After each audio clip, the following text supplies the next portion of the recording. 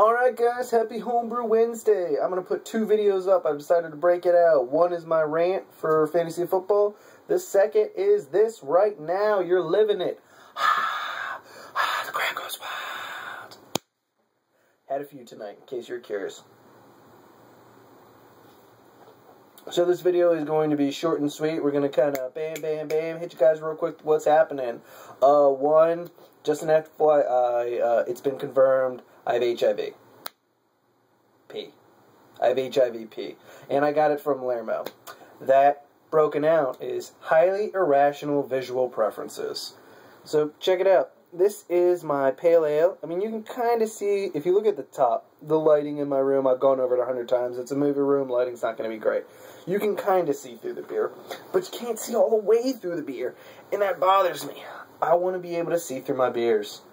And you know when this started happening? Ever since I had Lermo's beer. I've just, I've wanted clearer beers.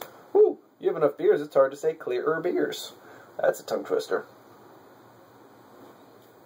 As you guys know from my prior videos, my tongue has amazing prowess. If you don't get that joke, back it up. Beep, beep. Check it out. My wife's gonna kill me. Getting back to what we were starting on. So, yeah, Larry gave me HIV-P. It's been rough. I really want beers to clear out. I've heard about the gelatin trick, but on the other end, I've heard some people complain that actually sticks up their kegs, and also it makes it a pain in the ass to clean their kegs. Supposedly, when the keg gets back down to, excuse me. When the keg is down to 40 degrees, the gelatin in there can sometimes get stuck at the bottom and make it really hard to clean, unless you use a ridiculous amount of PBW, and that stuff does not grow on trees, unless you have a PBW tree, and in case it does, man, was that a good investment. Whew, PBW tree, I would like that, right next to bikini model tree. I know, isn't that a hard one to think about? Think about, homebrewers, which would you prefer, bikini model tree, PBW tree? Makes you wonder. I mean, clearly the bikini model tree would just be a version of your wife. Wink, wink, nudge, nudge.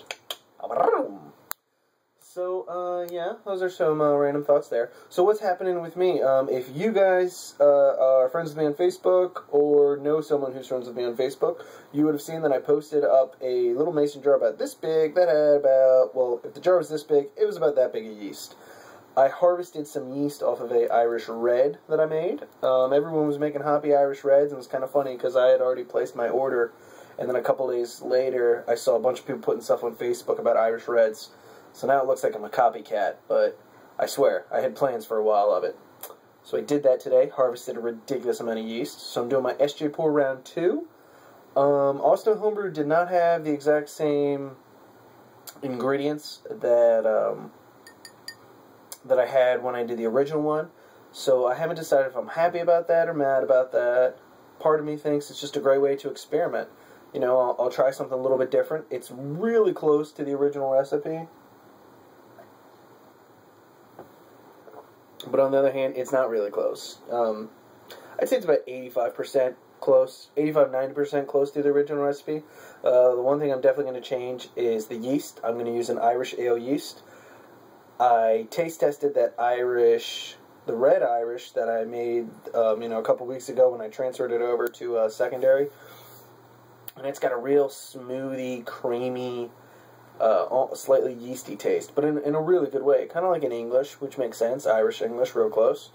But supposedly the Irish can do well in the really higher alcohol beers and really smooth them out, which is what I have. The ABV should be around 8.8, so it's a big boy. So yeah, I'm really excited. That's going to be a good beer. I'll do that this weekend. I'm going to work on that HIV-P thing. Hopefully Larry knows a cure. That'd be great if you could comment below, Larry. Yeah, I mean, I guess next time he should, let me know. Send some protection out with his beers.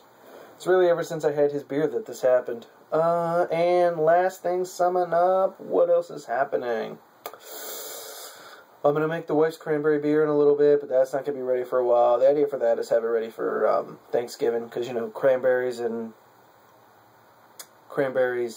what's-a-majigger? Oh, cranberries and turkey. Duh, go together. Like, cranberries and turkey. Ah. Alright, so really that's it on my end, guys. I can't really think of anything else. Oh, I'm going to try to put a link below. If you guys don't know who Tiny from Off Tap Brewing is, he is the man. He had a solution for me for how to fix my my leaky valve. I haven't tried it yet. I mean, if Tiny says it works, I believe him, so I will try it soon. But yeah, I'm going to try to put his link below. Guys, check it out. If you saw my problem and you want to know a fix, it's real great. And also, if you haven't subbed to Tiny, his link will be below. Sub to Tiny. So, that's it on my end, guys. I'm going to try to finish some stuff around the house and then crash. So, peace. Happy Homebrew Wednesday, guys. Adios.